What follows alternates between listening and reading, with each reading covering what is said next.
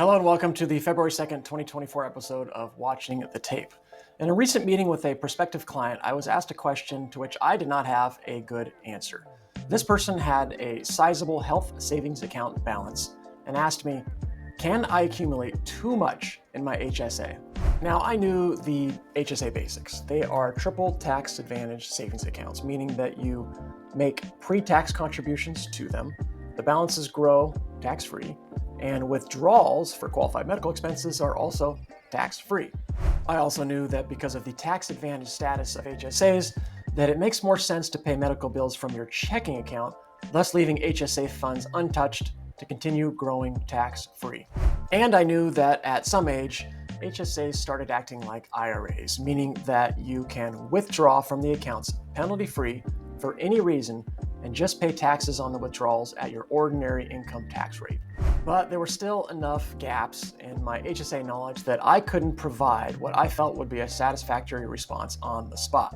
So I revisited some of the lesser-known HSA rules and thought it would be worthwhile sharing some of those in this video. The question again was, can I have or can I accumulate too much in my HSA? The short answer is no, probably not.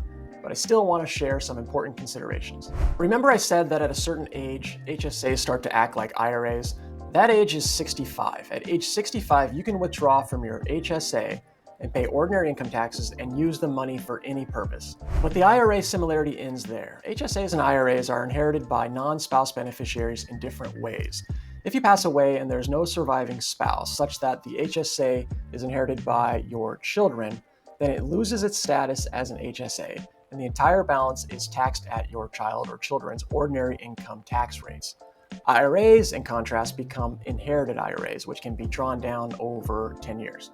What's the big deal? Your adult children are getting a windfall, right? It's not like they're digging into their savings to pay taxes on an inherited HSA.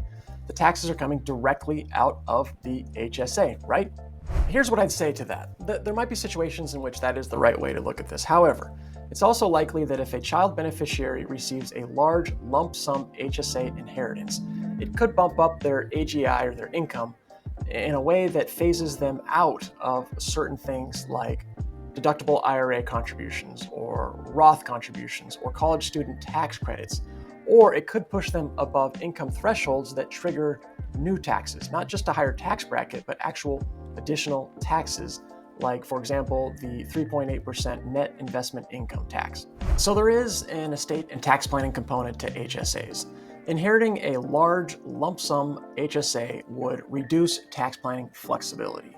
It would seem reasonable that a surviving spouse should prioritize spending down their HSA during their lifetime and, or, if they're charitably inclined, name charities as beneficiaries of their HSA instead of or in addition to their IRA. Charities receive money from HSAs and IRAs in the same way. No taxes are owed. That is it for this week. Thanks for watching. We'll see you in 2 weeks.